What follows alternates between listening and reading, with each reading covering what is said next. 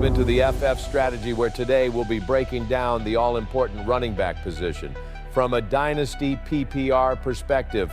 The 2024 NFL season just wrapped up last night in thrilling fashion, with the Detroit Lions defeating the Minnesota Vikings 31-9 in a game packed with huge playoff implications. While the NFL season may be over, the grind never stops for fantasy managers as we shift our focus to off-season planning. Let's dive into the rankings.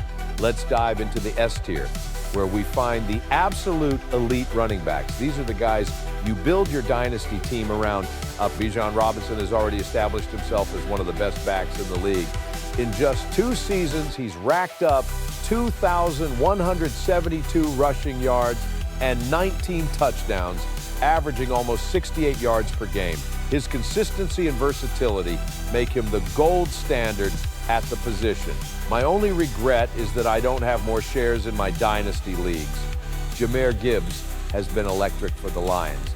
He posted 1,273 rushing yards and 16 touchdowns this season, and his 4-touchdown performance in the season finale against the Vikings was a reminder of just how explosive he can be. He actually could have ascended into the #1 overall RB slot.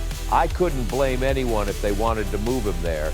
The guy had nearly 1,300 yards rushing and almost 500 yards receiving. I do worry a bit about the volume being too much with Montgomery not being there to share the load. We'll see what happens next year and who they bring in to help spell Gibbs. But for the closeout of this fantasy season, the injury to Montgomery certainly benefited many Gibbs owners to the tune of a fantasy championship. Now let's move into the A tier, where we have some outstanding performers who just missed that elite tier, but are still cornerstones for fantasy teams. Bucky Irving has been a revelation as a rookie with the Buccaneers. He's rushed for over 1,000 yards with 7 touchdowns and averaged more than 5 yards per carry. His Week 17 performance, where he racked up 113 yards against the Panthers, shows he's a star in the making. James Cook continues to deliver for the Bills. He tied for the NFL lead in rushing touchdowns this season with 15 and added nearly 1,000 rushing yards.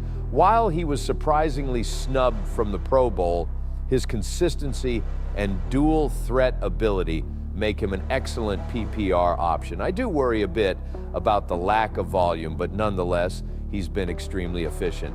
Next, let's take a look at the B tier. These are solid starters who offer plenty of upside, but might come with a bit more risk. Chase Brown has shown flashes of brilliance with the Bengals, demonstrating his ability to break tackles and contribute in both the running and passing games. His versatility makes him a valuable asset in PPR formats. He finished with 1,300 plus total yards. The only concern is, do the Bengals add another RB in the offseason? And if so, is that running back an early day 2 selection? Or, as I've seen in some mock drafts, the Bengals selecting Ashton Jeanty out of Boise State. Boy, that would tank Brown's value now, wouldn't it, Derrick Henry? Henry remains a powerful runner capable of dominating games. His physicality ensures he still has a role in fantasy lineups, though his PPR value is limited by his minimal involvement in the passing game.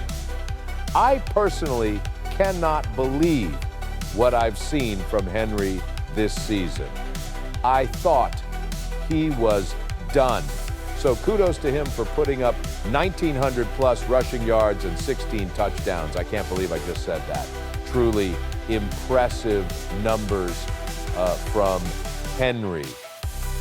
Can he produce next season, though? That remains to be seen. If it's me, I'm looking for a trade partner in order to capitalize on this huge season. And now we're into the C tier. These are reliable contributors who can fill in when needed and occasionally provide big performances. Chuba Hubbard has stepped up in the Panthers' backfield, providing remarkable production when called upon. Chuba amassed nearly 1,400 total yards and 11 total touchdowns. Simply unreal. I did not see that coming at the start of this season. So congrats to Chuba on a great season. We'll see what happens with Jonathan Brooks' injury, and if he gets healthy, I do wonder what that will do to Chuba's workload. I think he'll be safe for the 2025 season, given the contract extension, and Brooks's second ACL tear in a 13-month time frame. Tyrone Tracy. Tracy has emerged as a versatile player, capable of contributing both as a runner and receiver. Tracy eclipsed the 1,000 scrimmage yard mark this season and looks dynamic. Hopefully he can carve out a larger percentage of the workload in 2025. But I love what I've seen so far from him. Personally, I hope the Giants keep the coaching staff and GM in place. If they do that, I think we'll see a larger workload next season for Tracy. Moving down to the D tier, Zach Charbonnet. In Kenneth Walker's absence, Zach Charbonnet stepped up as the lead back. Notably, in Week 14 against the Arizona Cardinals, Charbonnet delivered a standout performance with 22 carries for 134 rushing yards and 2 touchdowns, contributing to a 30-18 victory for the Seahawks. Overall in the games Walker missed, Charbs accumulated 95 carries for 424 yards and 7 touchdowns over 6 games, demonstrating his capability to handle a significant workload and produce effectively when given the opportunity. These performances highlight Charb's potential to be a valuable asset in the Seahawks backfield, especially in scenarios where he assumes the primary running back role. J.K. Dobbins. Dobbins has dealt with injuries, but has flashed talent when healthy. Despite a trip to the IR, Dobbins posted nearly 1,000 total yards and 9 touchdowns. Great stuff in a Jim Harbaugh, Greg Roman-led running first style offense. J.K. is still only 26 years old. Finally, we have the E tier, Javonte Williams.